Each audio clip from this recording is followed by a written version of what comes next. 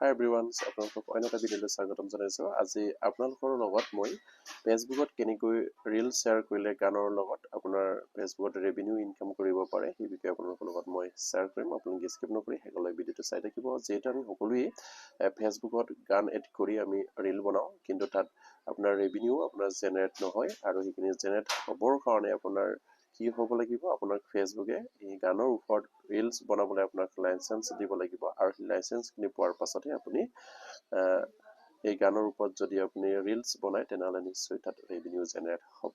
আৰু সেয়া আপুনি সেইখিনি যদি আপোনাৰ লাইচেন্সখন ফেচবুকে ক'ত দি ৰাখিছে সেইখিনি চাবলৈ হ'লে নিশ্চয় আপুনি নিজৰ ফেচবুক পেজেই হওক বা আপোনাৰ প্ৰফাইলে হওক, বা প্ৰফাইলটো যদি আপুনি ফেচবুক পেজলৈ কনভাৰ্ট কৰিছে তেনেহ'লে তাত যিখিনি আপোনালোকে আপোনাৰ প্ৰফাইলটো খোলাৰ পাছত বা পেজটো খোলাৰ পাছত তাত প্ৰফেশ্যনেল এটা ডেস্কবৰ্ড দেখাই নিশ্চয় আপোনালোকে দেখিছে স্ক্ৰীমত দেখাৰ দৰে।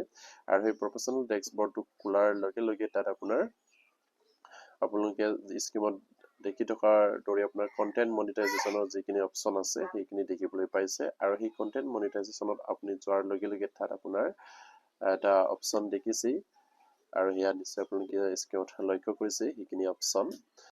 আৰু 1 নম্বৰ অপশ্যনতে লিখা আছে you are invite to use license music with content monetization. আপোনাক মানে মিউজিকৰ ওপৰত ৰিল বনাবলৈ আপোনাৰ ফেচবুকে লাইচেন্স দিয়াৰ কথা ইয়াত উল্লেখ কৰিছে, আৰু কণ্টেণ্ট মনিটাইজেশ্যনৰ কথা ইয়াত উল্লেখ কৰিছে, যিটো আপোনাৰ গানৰ ওপৰত ৰিল বনালে ৰেভিনিউ জেনেৰেট হ'ব পাৰিব। সেইখিনি লাইচেন্স দিয়া থাকিলেহে আপুনি এই গানৰ ওপৰত ৰেভিনিউ যদি ৰিল বনায় তেনেহ'লে নিশ্চয়কৈ ৰেভিনিউ জেনেৰেট হ'ব। আৰু সেইখিনি নিশ্চয় আপোনালোকে ক'ত চালে দেখি পোৱা যায়, সেইখিনি গম পালে।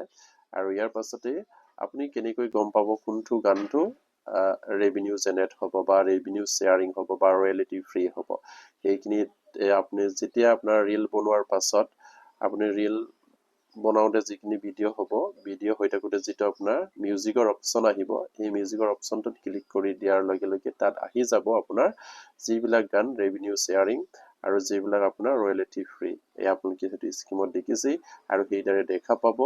আৰু সেইখিনিৰ গানৰ ওপৰত যদি আপোনালোকে ৰিল বনায় তেনেহ'লে নিশ্চয়কৈ আপোনালোকৰ ৰেভিনিউ জেনেৰেট হ'ব বা ৰেভিনিউ শ্বেয়াৰিং হ'ব। আপোনালোকে এইখিনি বনাবলৈ অলৰেডি ফেচবুকে পাৰ্মিশ্যন দিছে, যিখিনি গানৰ ওপৰত আপোনালোকে বনালে ৰেভিনিউ জেনেৰেট কৰিব পাৰিব।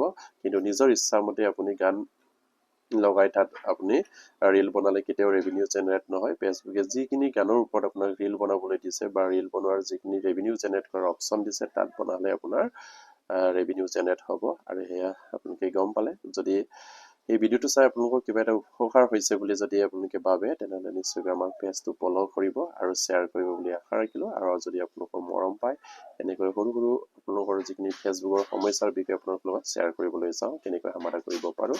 আৰু আজি ভিডিঅ'টো মই শেষ কৰিলোঁ।